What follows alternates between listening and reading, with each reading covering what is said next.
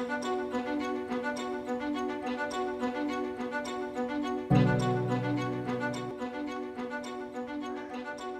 right.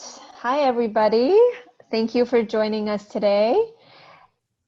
This is, we're trying a new format today because it's a smaller group, so we can see everybody who's in the meeting. So this is another session of EI Live for K-12 students and educators, and it's being brought to you by the Earth Institute at Columbia University. My name is Cassie. Some of you have probably seen my face before, and I'm really excited to be here to actually get to see some of the folks who are joining us for our sessions. I'm the director of the Office of Education and Outreach, and my job is very much geared towards bringing our scientific research to different audiences, including K-12 students and educators. For those of you who are not familiar with the Earth Institute, our core mission is to foster a greater understanding of the science behind sustainability, the climate crisis, and what global citizens and what we as global citizens can do.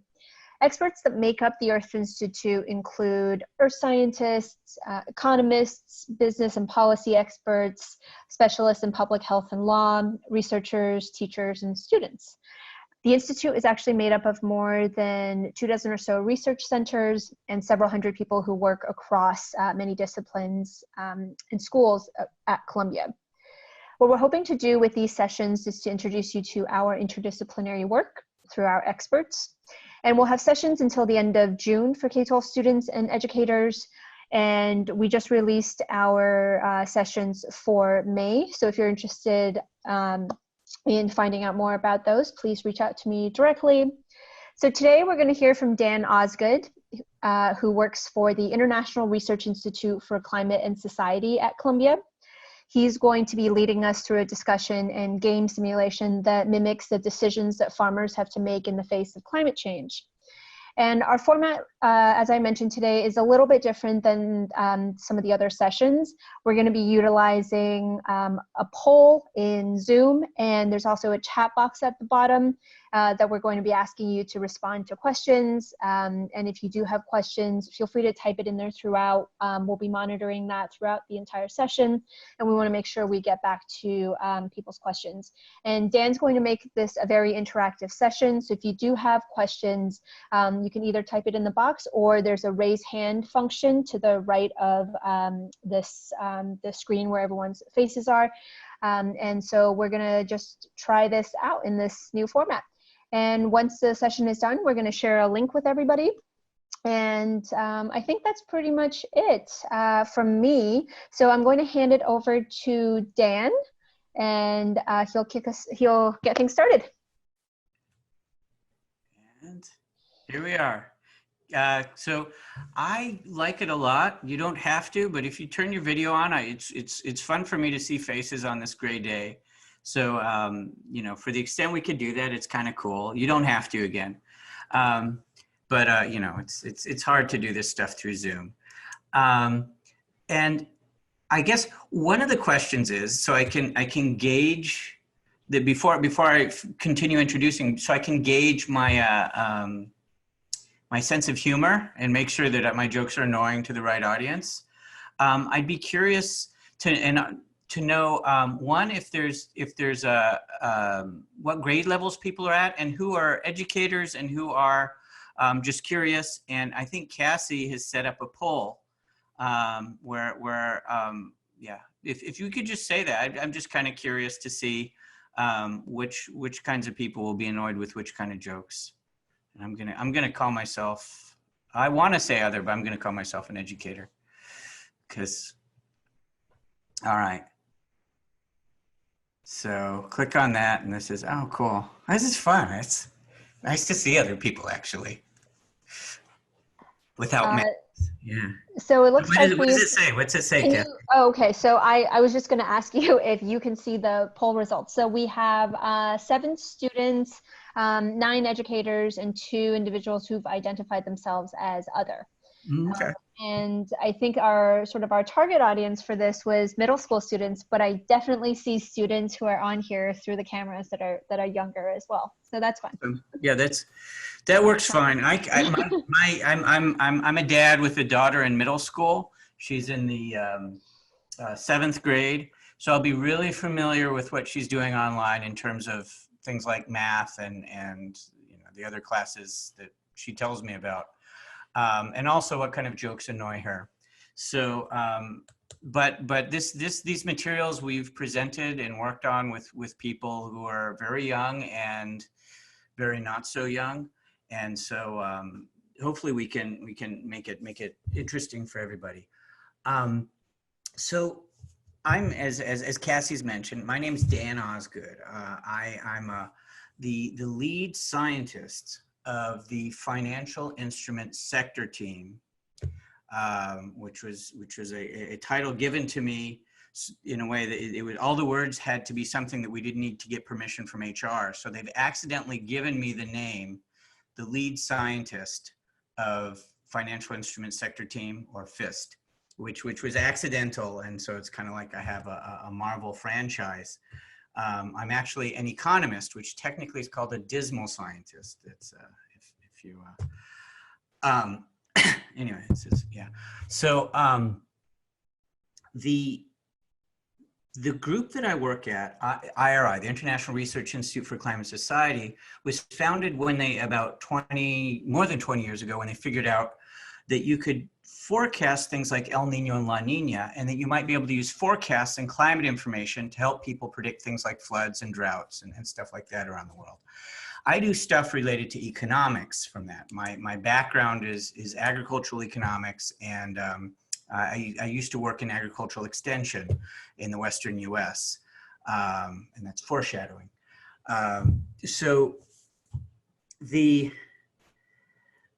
what we're going to talk about today are some of the projects that we do where in the Earth Institute, it's this situation where we actually are trying to make a difference in the world in a more direct way than if we were only doing research or only doing education. Those two things are important to the world, but what we try and do is we actually try and connect to projects going on in the world and do the research and education that helps people do those projects better. And so what we're going to talk about today is a kind of insurance, a kind of insurance for droughts, and how we make that work and how we work with farmers in order to do that. So what I'll do first is I'll show a quick overview video with a very, very handsome protagonist. And then I'll tell you a little bit more. And a lot of this is, I want to mix things up because it's hard to keep people awake when you're talking about insurance online. So I'm going to try and share my screen, and Cassie's going to let me know if this doesn't work. But first, let's share the screen. And okay, so this is my other screen, and you could see if it's successfully shared. This is from my agricultural extension days west. This is in Arizona. In the very center of the screen, you'll be able to see me and my wife. And it wasn't until I moved to New York that I actually realized there's no one else in this picture. There's one guy who took the photo. And so I guess in this social distancing era, it's kind of funny. We would have done this naturally back in, I guess, like 2004. So anyway, let's see now if I'm as sophisticated as being able to play the video. And the hard part's the sound. So if I've done this right, the sound is connected, and I'm going to start this video with the handsome protagonist. For a lot of the farmers we work with, climate change means basically more bad years. So for those farmers, adaptation really means taking advantage of your remaining normal years. Farmers do have opportunities to increase their productivity in the normal years. The problem is that most of these opportunities leave the vulnerable to drought years, more vulnerable than they would have been before. For example, if they take out a loan to improve the quality of their seeds, if there's a drought, they can't repay that loan, and they may lose the farm. We've been doing a lot of work with farmers to try and find ways to reduce that risk so that it's safe for them to take these productive opportunities. These include changing the cropping patterns that they use, working together with their community, having savings, and taking advantage of a new kind of insurance that helps protect them from drought. The farmers are the only ones that know if they're reducing their risk enough to be able to take these productive chances. So the real challenge in solving these problems is figuring out a way to very effectively and efficiently work with large numbers of farmers and have them formally lead the process to design their own insurance products. Over the last few years, we've done a lot of exciting work working with farmers all around the world on these kinds of problems. In Ethiopia, for example, farmers led the design of the index insurance product. And this was one of the reasons why the projects were able to scale from just a few hundred farmers to nearly 25,000 farmers in just a few years. And from a recent impact evaluation, we found that insured farmers on average had more oxen or more savings or more grain reserves than uninsured farmers. In the Dominican Republic, we worked with 354 dairy farmers in a test run to ensure that the commercial index insurance product is built based on farmer preferences. Farmers we interviewed in Burkina Faso helped us to understand how years they considered bad related to existing climate information we have for the region. And in Senegal, we learned from farmers that they don't show a strong preference between data from satellites and data from rain gauges in designing the index insurance product. And in Indonesia, we've been working with farmers to help include things like the forecast and El Nino. By working with farmers in all these different places, we're helping the farmers bring their ideas from each of these places to farmers all over the world. And that's really the key to making these projects go from just a couple hundred farmers to the hundreds of thousands of farmers in many places that we're at now.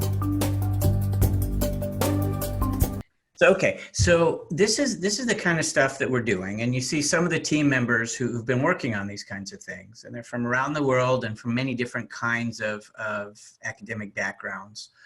But who was that handsome narrator? I like these questions. I got to say, in one of the projects we did coffee in Colombia with a couple groups. One of them was Nespresso, and in the meetings we met George Clooney.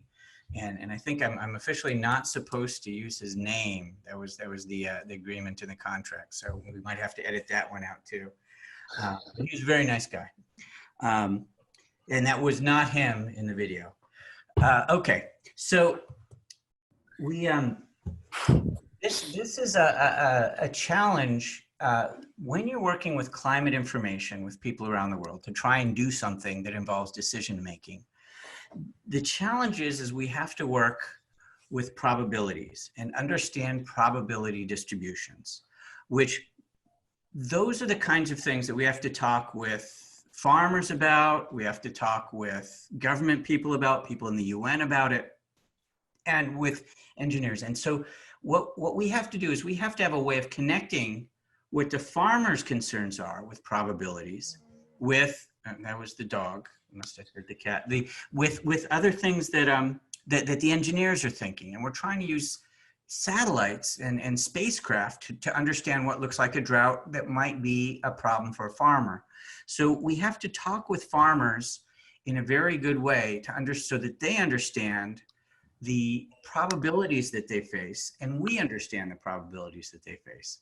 So we play this game with farmers in order to help them understand what the insurance does, and also to help us understand the kinds of things that they're facing. So you know, to review, for many farmers, climate change means more bad years. And so in order to adapt to climate change, or even if you're not focused on climate change, but you just want to move to a higher level of resilience or income, what you need to be doing is taking the years that are okay and getting more food out of them, right? That's the key. Is you got to get more food out of the years that you don't have droughts, for example. And so what we're trying to do is find those opportunities and help the farmers understand those opportunities. So let's say that you could do something like often using an improved seed or a more appropriate seed maybe 4 years out of 5, you might get twice as big of yields. You know, your crops might be twice as much production. But if a drought happens that's strong enough about 1/5 of the time, or 1 year out of 5, or 20% of the time, if I remember right from my daughter's math homework, although 20% of the time isn't very common, if I have to take out a loan to get good seeds, 1 year out of 5, I might not be able to repay that loan. Most years, I grow much more food, make more money probably. But if this coming year happens to be that 1 year out of 5 that I can't repay the loan and I would lose the farm, then I can't take the chance.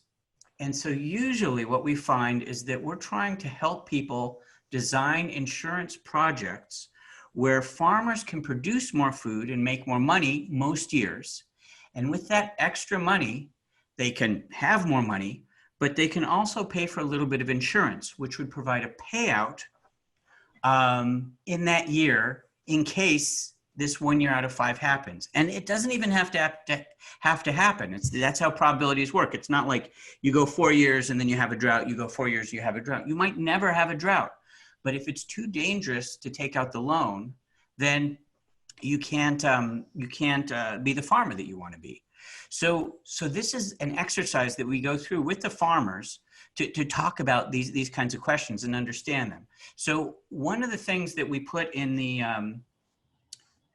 the preparation for this class was if people had brought anything like dice or cards and maybe a hat or something to draw things from. And so what I wanted to know is, do people have those handy? And the thing is, if you have, how about thumbs up? Yeah, that's right. The thumbs up emoji, how do you do that? Whoever did that thumbs up emoji is great. That's just putting it in the chat box. Yeah, that's great. So if you have that, that's great. Now, what I'm gonna, it's not necessary, but it'll make it, you'll learn more by doing this, and we'll be able to, so I see most people have something like that. And then the next question is, who has cards? Because I want to just try and come up with ideas if people have different things. Who has cards? Okay, pens. Okay, that's good. Yeah, actually, if you hold up what you have, that'd be great. And others, so I could just see what we've got. Okay, is that gum? Oh, paper in a box. Okay, cool. And that's I can't see. Is that a dice that someone's holding up? Yeah, it looks like, oh, coins. That's a good one with a colored coin. That's perfect. Okay, Lego, it looks like. Yeah, cool. So here's what we're gonna do. Oh yeah, what do you got? It's okay, papers to draw out of something. Okay, all right. So this will be great. So so now, Cassie, get ready for the first poll, or second poll, I guess now. Is I have a choice of what I could use. I could either use a hat or a shoe. So we're going to take a poll and see what people would prefer me to use. All right. I'm going to vote 2. All right. All right. It looks like the shoe has won. Awesome. Okay. So just a sec. Okay. So I've got my shoe to pull things out of, but I do want to show the hat just because this is a hat that my daughter wore for Halloween. It's like steampunk, and so that would have worked. But what we're going to do, I was hoping for the shoe because it's a little bit more entertaining. I feel more like a silent movie actor. Although hats and shoes are important for movies. Okay, so what I'm going to do, and you're going to try and replicate with whatever thing you have, is I've got, as my randomization thing, my distribution is chapstick. So I have, let's see how to do this. If you can see, I have 5 chapsticks. And so what I'm going to say is that all of these represent all of the possibilities of what could happen in this coming year, right? So I have only two possibilities of what could happen. I could either have this red one, which is a drought year, or I could have these blue ones, which is a not drought year. Not necessarily a good year, but not a drought year. And it could be a good year. So basically there's two possibilities, but because it's much more likely, a much higher probability that I'm gonna have a non-drought year, I have 4 to 1, or 20%, 4 out of 5, right? And so if you have dice, then let's say that you're gonna use the number 1 would be a drought, which means you even have droughts that are less probable than if we're using what we have here. If you have cards, if you could have 4 cards that are not drought and 1 card that is drought, that would be a good way to do it. With the coins, I think, so think of a way with whatever you have to be able to draw something like that. And if you don't have something and you can't do it, you're just gonna be a little bit more bored during this session. And that's a severe consequence. My daughter's giving me an annoyed look. So I think I'm getting the humor level perfectly right. Okay, so now what we're gonna do is talk about the situation. The situation is, I have a chance to take out a loan, and instead of using old seeds that I bought a long time ago and they're really worn out, and I have for free on hand, instead of using those, I could take out a loan for really high quality, locally bred, by the local cooperative seed breeding association. I can choose to take out a loan and pay for more expensive seeds. And what happens is, if I have a okay year, a normal year, this 4 out of 5, or even better if I have a die, then I get twice as big yields as if I use these older seeds.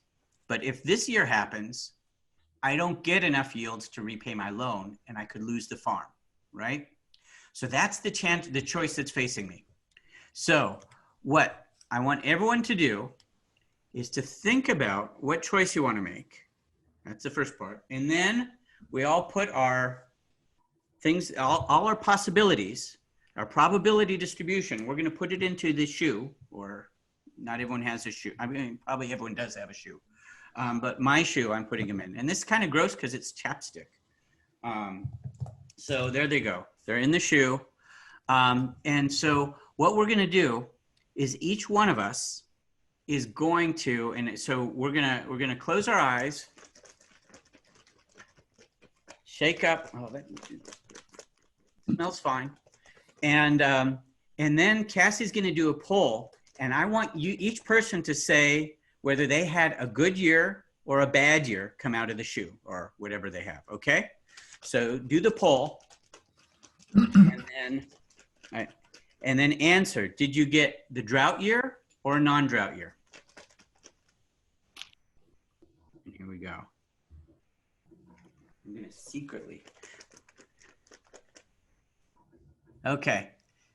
So it looks like most people had a good year. Do we have numbers actually in terms of how many people? So we have, do you want percentages or numbers? Percentages would actually be, it's interesting because we're actually, we're trying so 80% of respondents had a good year and 20% of respondents had a bad year. Wow, that worked out. That worked out great. So of course, and let's see what I get. Don't look. Oh, I had a good year, right? So that's the way probabilities work. And usually what happens is, so if I just did this and I put it back in and I did this 5 times, I could very easily never have a bad year. I could also easily have multiple bad years. So the thing with this is we're talking about this risk, and I have to make a decision with this risk. And so when we do it in a large group of people, it starts being that, yeah, 1 out of 5 or 80% had good, 4 out of 5 had a good year, and 1 out of 5 had a bad year. So the question is, we didn't ask the first question. So we're going to do this again. We're going to rewind time. And now the question is, do you want to take a chance with the expensive, high quality seed? So you could just say, take a chance or not take a chance. All right. So now everyone should decide what they want to do. And there's no right answer here. This is really just to have fun and to think about it. So just think about what's the most fun answer that would be useful. So do you want to take a chance or not take a chance? So far, 100% of respondents want to take a chance with the seeds. Okay, with wow. the new fancy seeds. Okay, okay. So that's so now we're going to go through and roll again. Okay. Take the shoe and then put into the new poll. Did you get a good year or bad year? As we go through the year again, now that we've made this decision. They're still coming in. So 79% of respondents had a good year, 21% had a bad year. So I think similar to before. That's interesting. Yeah, similar to before. But people might, someone sounds like might have gotten a different role. Who got a different role? Just if you're online, just like wave your hand or yeah. So some people got different things. And so this is about what could happen in the fall and making decisions about that. Yeah, the hands up there, it's a great one. So now let's see what I do. I'm not supposed to look. Oh, I got another good year. Or I replayed the same future year and I got a good year. Okay. So what that means is that if I got a good year and everyone took the chance, that means I got twice as much money and let's say about twice as much food.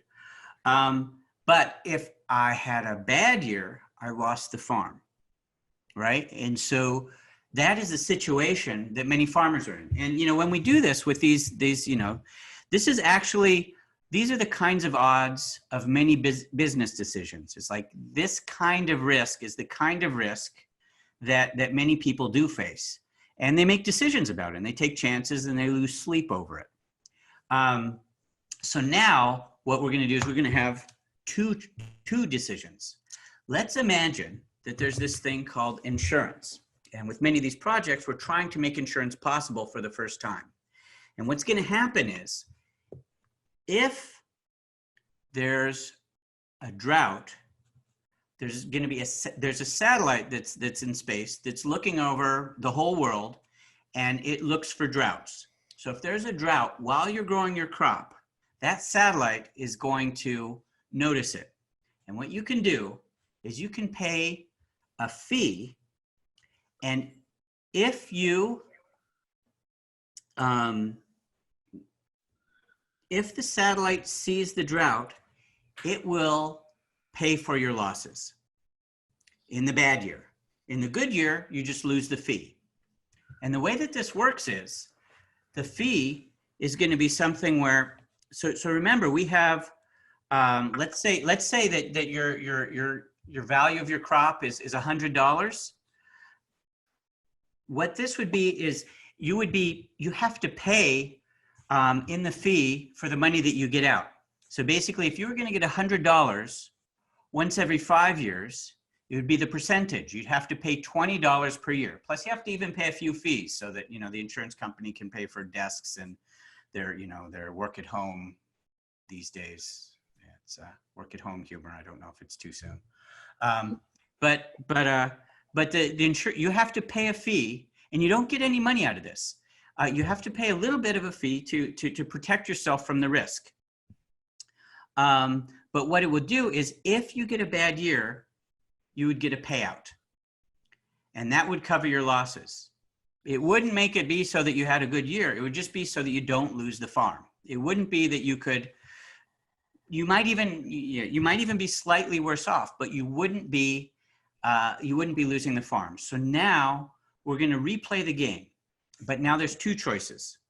One is, do I want to, and Cassie, I don't know how you want to set this up. We should have practiced. Oh, it's fun to see you on the spot, the way your eyebrows. We can do one poll after the other. Okay, let's do that. So now there's a question of, do you want to buy the insurance is going to be the first question. And the second question is, do you want to use the expensive high productivity seed now that you have the insurance? So let's go through both of these polls and then let's see what happens. All right, so we have 75% of our respondents saying yes to buying the insurance and 25% say no to the insurance. All right, and Exciting. Or awkward, I'm not sure. Yeah. And to the question about wanting to use the expensive seeds, 85% say yes, and or 87% say yes, and 13% say no. Okay, cool. So now we're gonna rewind the year, and we're gonna say now again, with this probability distribution, what's gonna happen? So we're gonna rewind, and we're gonna just remember the choices that you made about if you wanted to take a chance with the quality seed, and also if you wanted to buy the insurance, all right? So now, getting the shoe back, I could wear the hat and be like, I don't look as steampunk as my daughter did. Okay, and then we'll do a poll and say, or yeah, good year or bad year, exactly.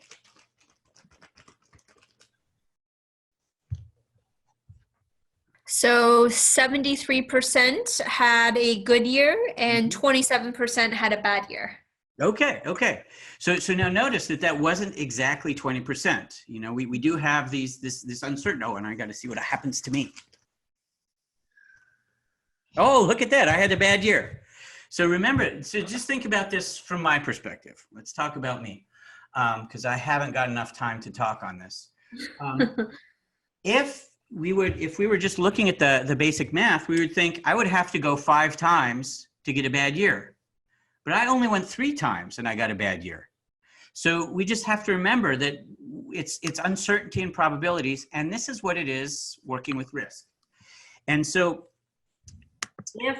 I chose not to use the quality seed and not to buy the insurance. So this means I'm sort of like I always was, except that I have a bad year.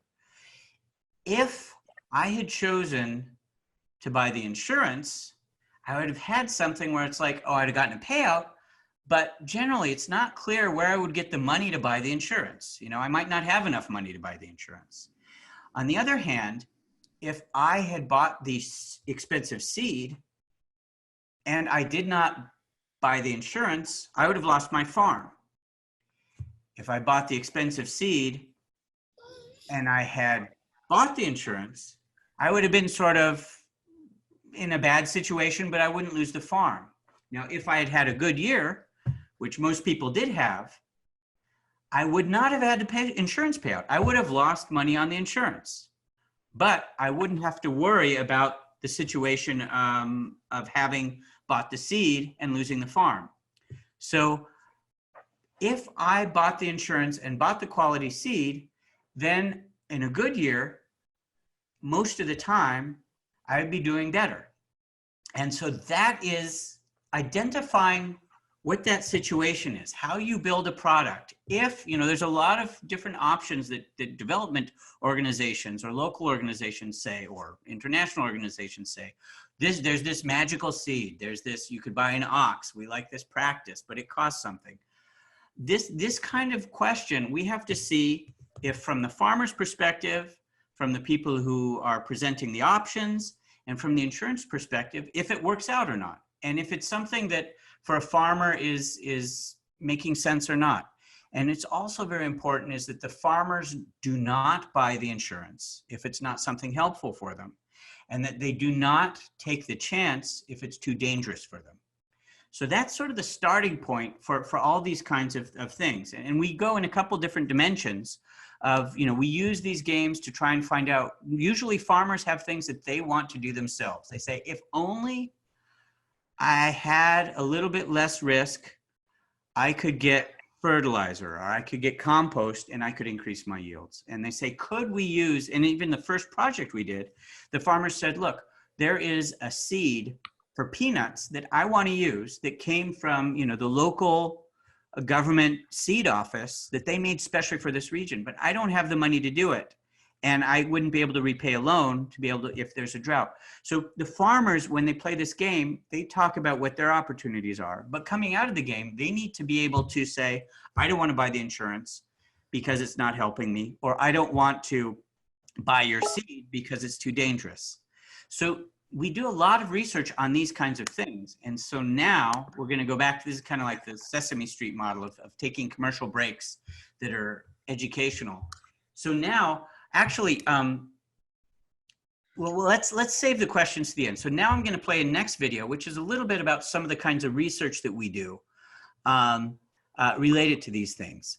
And so I'm going to try and share my screen again.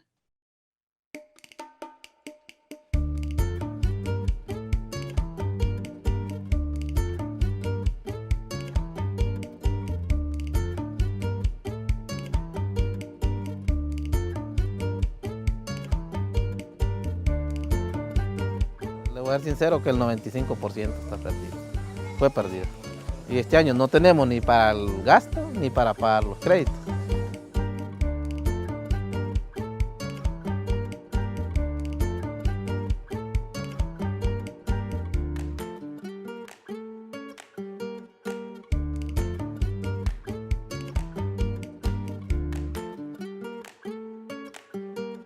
Today we're working with professors from Zamorano and Agricultural University in Honduras to test through the simulations that we'll be doing on index insurance with beans and maize farmers throughout this week. So we do simulations because it's connected to measuring the demand from farmers before we actually offer the product.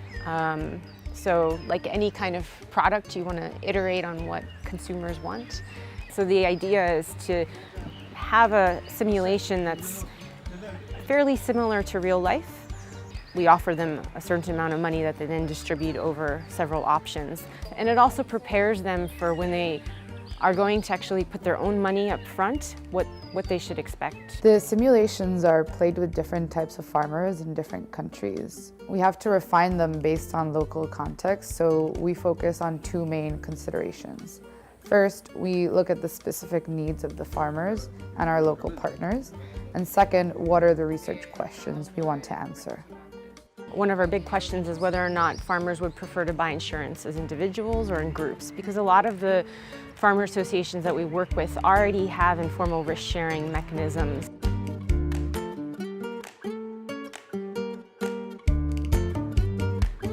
Underlying them, so people know each other fairly well.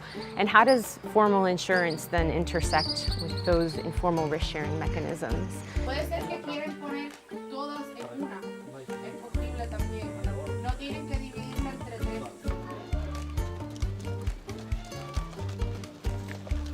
We went to one of the more successful associations in Honduras.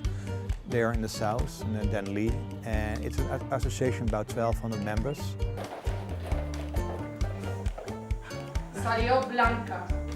¿Qué significa?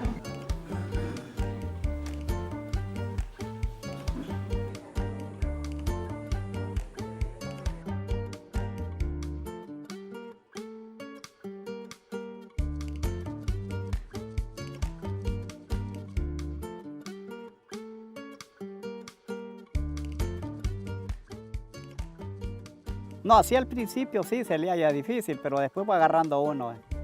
Eso, así tiene que ser todo.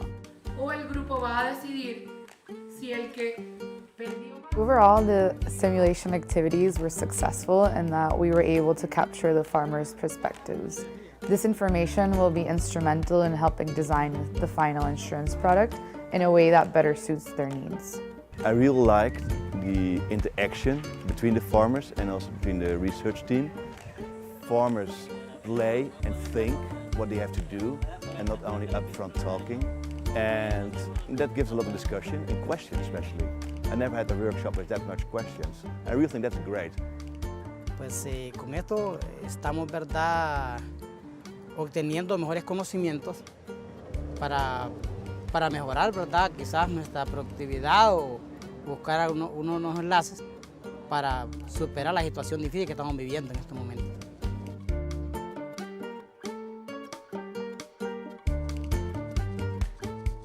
Our research has shown that the simulations do tend to increase the demand for insurance.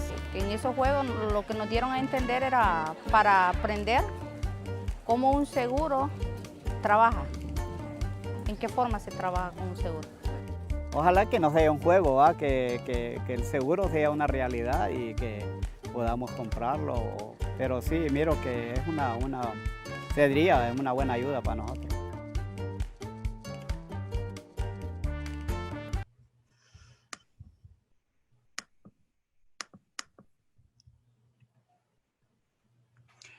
There we go. So how about we spend a few minutes with questions, and then we will have a final what is the future video after that. So Cassie, how should we handle the questions in this format? So I think people can either raise their hands, and then if you do raise your hand, what I'll ask you to do is turn on your camera and show us, and you can ask Dan the question directly, or if you're more comfortable, you can also type it into the chat box. So Dan, I actually have a question. I'll get things started. What is the cost of this insurance to the farmers? Is it a per month cost? Is it a annual cost? What is that like? And to kind of to go along with that, the farmers that you're working with, are they these are fairly small farms, you know, and is the insurance something that's considered expensive for them compared to what they're making? Yeah, so I'll start with that. And Sherry, you're going to be next once Dan answers this question. Cool. Yeah. So to give a sense of what this kind of insurance might look like, in Ethiopia is a place where we have, right now, it's many tens of thousands of farmers, and we're trying to get towards millions of farmers in the next couple years. There, the farmers are looking typically to be able to get higher quality seeds, fertilizers, and maybe even an ox. And these are very low income farmers, earning on average something like $1 a day. So the kind of insurance that they're paying for is they're paying $10 or $20 per year for the insurance, which allows them to take out the loans for these things. And the way it works in Ethiopia is it's not difficult to take out a loan, but if you can't pay it, you can get in big problems with the law. And so they may be paying something like $10 or $20, and because many of them don't have that cash, the project pays them to work on other activities like reforestation or composting or water harvesting, and it pays them a daily rate of about $1 per day. And so some farmers are working 10 or 20 days to be able to have the insurance, but also they give something to their community in terms of, you know, replanting trees or water harvesting. There's a set of those. That's the R4 project with WFP. So that's a typical kind of project with this. But we do also work with what much larger farmers, and so we need to have a way of understanding the story of different kind of farmers as they face risk. So let's hear the next question. Okay, great. Sherry, go ahead. Thank you so much for doing this, first of all. And then I have two questions. One, I just wanted to confirm, so the seeds don't affect harvest loss during a drought. They just ensure that you get a greater yield when there isn't a drought. Yeah, so the thing is, this depends on the particular story that you're exploring. And so we change this game depending on what people are presenting. Sometimes people are talking about what are called, you know, there's modern, more drought tolerant seeds. That's like genetically modified. Yeah, exactly. And so what they're usually, well, sometimes they're genetically modified, but also there's ones that are just bred. Okay. And what those usually are is that they have a different timing of when they're vulnerable to drought. And so, you know, we call them drought tolerant, but usually that means that the timing is not when you'd usually have drought in your place. So basically they can sort of hold their breath a little bit longer at different times of the season. And so usually what we're trying to do with those kinds of seeds, and usually so they might have higher yields, and be less exposed to certain kinds of droughts. Okay. So maybe at the beginning of the season, or I'd say the end of the season, you're not as exposed to drought. That's more typical. You're not as exposed to drought at the end of the season, and you could have higher yield. But if you have drought at the beginning of the season, you might not be able to repay your loan. So then maybe you only want insurance for that specific time that the seed does not have a protection. And so, but it does depend. Some seeds, often when you have seeds combined, modern seeds combined with fertilizer, those can leave you much more exposed to drought, and they can be much more expensive. And those are also the kinds of questions that many projects debate and many, and they struggle with, because maybe a government would say, look, we just want people to have higher yields. And there might be some of the project people might be saying, we want people to be doing something more sustainable. And so we're trying to help people figure that out without us making the decisions, but helping people who don't necessarily know how to write down math be able to do the math necessary to make decisions for themselves. That's our goal. Okay. And there are a lot of other questions, so I have another one, but I'll follow up later. So. Okay, thank you, Sherry. Sue, I will call on you next. Go ahead. For this very interesting Zoom webinar. My question is, this insurance sounds a lot like a guarantee in the development finance world. So I wanted to ask you, and I spent time both in the private sector, both on Wall Street and also in agribusiness, and then in development finance. So my question is more geared towards if you can elaborate a little bit more in terms of the competitiveness, or even more so the advantage of the insurance that its offer that you have talked about versus a grant or any other guarantee that IDA within the World Bank might offer. So what there's many connections here. One is that some places in Kenya, for example, and now there's many other places where they do it, the seed company will sell the seed with the insurance as part of it, where the insurance premium is part of the seed sales, and they sell it as a seed guarantee. We say, our seeds are great, but if you have a drought, they won't work. So we're going to send you a guarantee of some minimum thing, and they bundle it together. And then we need to change the way we play these games to help people figure out, what is best. There's another version of this kind of trade-off, is that there's usually some government programs to get people food during droughts. There's some government programs to help people, with their businesses during droughts. There's government programs also, not government programs, but community programs like the cooperative. They might have a savings or some sort of income guarantee or something like that. And then what we need to do is figure out, how do we have the insurance? Does the insurance make sense? Does it complement and build upon these programs, or does it undermine these programs? And so one of the big things that we try and figure out, and there's a version of the game, is to say, let's say I have some money that I have in a government budget, or as savings, or as community savings, or from a farmer maybe as an ox, that I could use in a bad year. Is the insurance better than that savings? Or what should the balance between that savings and the insurance be? Because the insurance isn't always right. It's very easy to not accurately measure the drought. And when you do insurance, you also have to pay a fee for the insurance company. So these kinds of questions that you brought up are the kinds of things that we try and build into these games. But these are also the kinds of things that when people don't understand them, people get hurt and frustrated, and and those are the kinds of things that we do a lot of research to try and figure out where are the places where people don't know what they're getting into. And so that's a big part of this. Great, thank you. Cool. Okay, and next we have Charlie. You're up. If you can unmute. All right. I was wondering, Sue kind of asked the same question. I was wondering, like, when there's a drought, would the insurance go up, and wouldn't it make more sense for you to just save the money yourself? Yeah, no, I think those are very central questions to the way this works. And I was just working on insurance calculations for a project in Senegal next year, where we were talking about that with the partners. So the idea is the probability is based on the climate that you face. And so if your climate is the same, and it might not be, if your climate is the same, if you have a payout, it's just drawing from this distribution.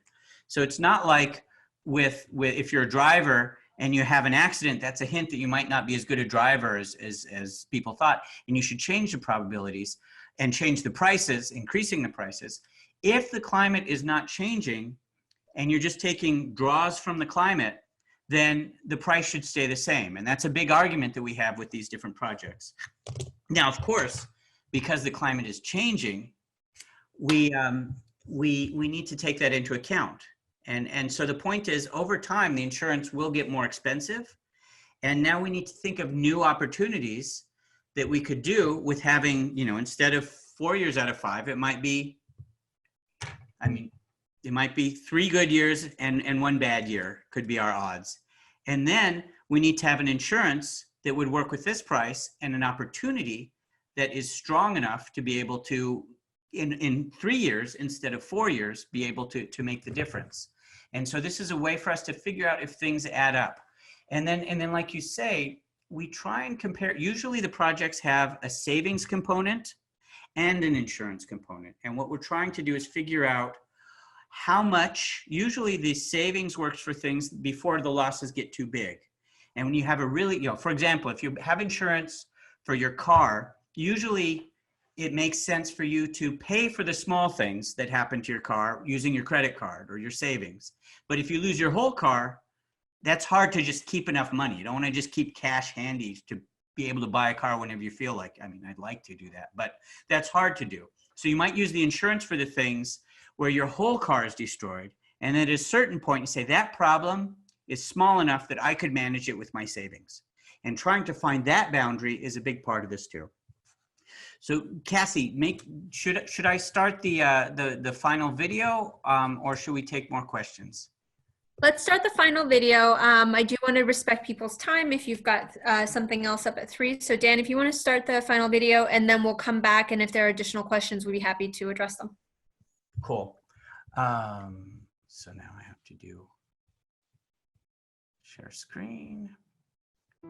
At the International Research Institute for Climate and Society, we've been working hard on a new kind of insurance called index insurance that uses rainfall data to assess loss for farmers around the world. Here's what we've learned.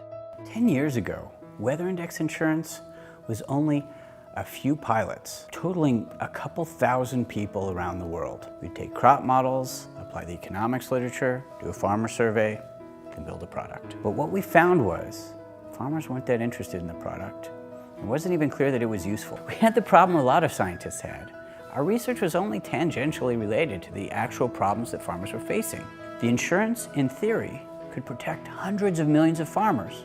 But how could we make that happen? As we were struggling with this question, we realized we had the biggest aha moments during meetings with farmers. So we did a lot of focus groups with farmers, and that really improved the insurance. But it was really expensive to do this, with lots of researchers traveling to the small number of villages that actually had good rain gauge data, which is impossible to replicate for millions of farms. So we shifted from rain gauges to satellite rainfall estimates, and we designed games and participatory activities that local partners could lead and still get the same information, or even better information than we got from the surveys. Then the insurance started scaling from a few villages to a few hundred villages in just a couple years. So then the really big question was, are the satellites really capturing the droughts in all of these places? And so we found out one kind of satellite data said there was a drought, but another kind said there wasn't a drought. Because of this, over the years, we've built a scientific process of analyzing rainfall data, how it connects to farmers' yields and droughts, and how certain we are about it. Now that we have this design process using satellites and games, we can pay more attention to often overlooked but critical aspects in developing these kind of projects. One key one is including groups that are often underrepresented, such as women.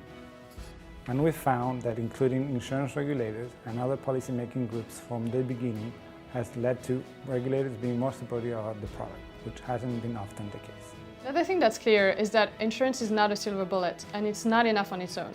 It's not so much about building the perfect insurance product, it's more about building a system that connects the right financial and climate tools for the right purposes.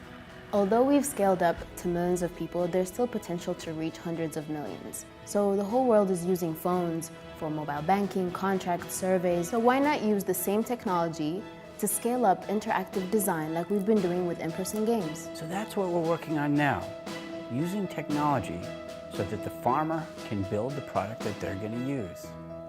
That's what's exciting for me for the future. Okay. Here we go.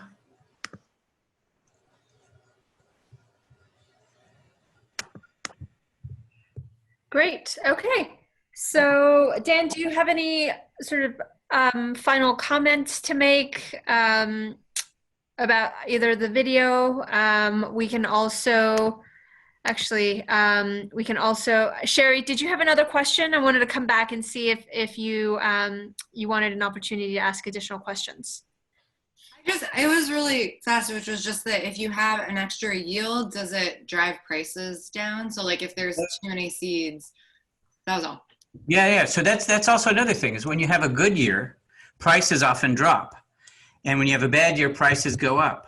So basically, if you're a farmer who's actually producing in a bad year, so for example, if you're a farmer that's using insurance to replace your seeds if you failed sowing at the beginning of the season, and you're able to produce in a bad year, you can get really good yields. So those kinds of things we also do need to factor in, and they change depending on what opportunities we have.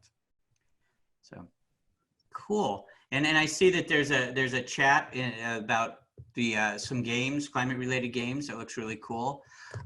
You can of course go to our website for more information. I don't know how this is packaged afterwards, but we should make sure that you can find our corner of the Columbia webverse. Mm-hmm. But I want to thank everyone for being interested in this and at least interested enough to participate.